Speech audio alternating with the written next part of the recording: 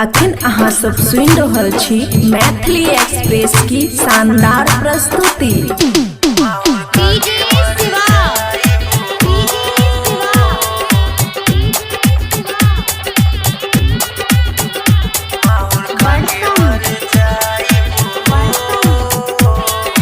आप सुन रहे हैं सिंगर जयनाथ ज्वाला को।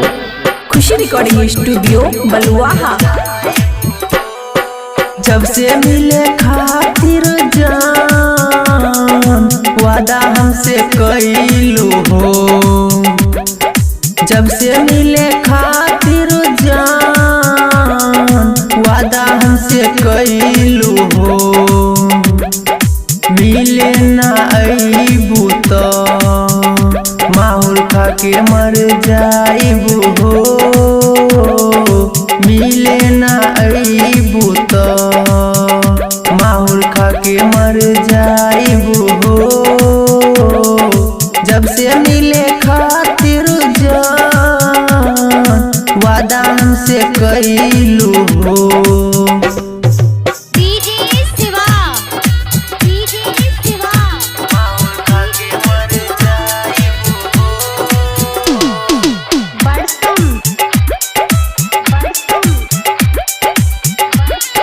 खुशी रिकॉर्डिंग स्टूडियो बलुआहा।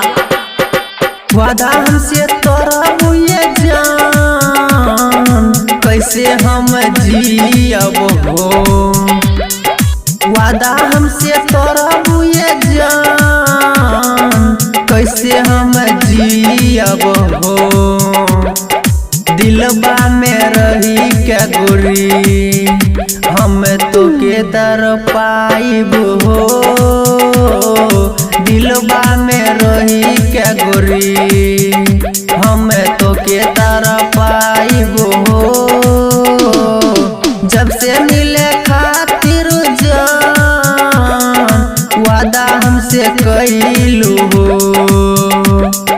मिले ना अइबू तो माहुर खा के मर जाइब हो, मिले ना अइबू तो माहुर खा के मर जाइब हो।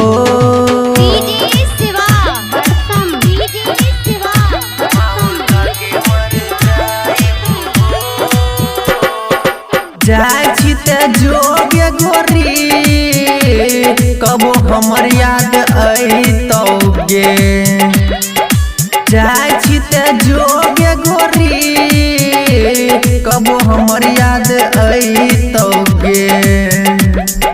पल पल पल पल गोरी तोरा बहुते सतैतौगे, पल पल पल पल गोरी तोरा बहुते सतैतौगे।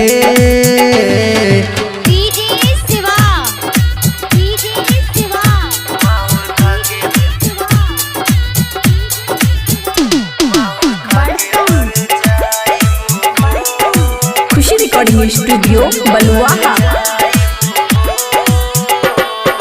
हमारा सतैबी तो गोरी तोहरो सतैबोगे,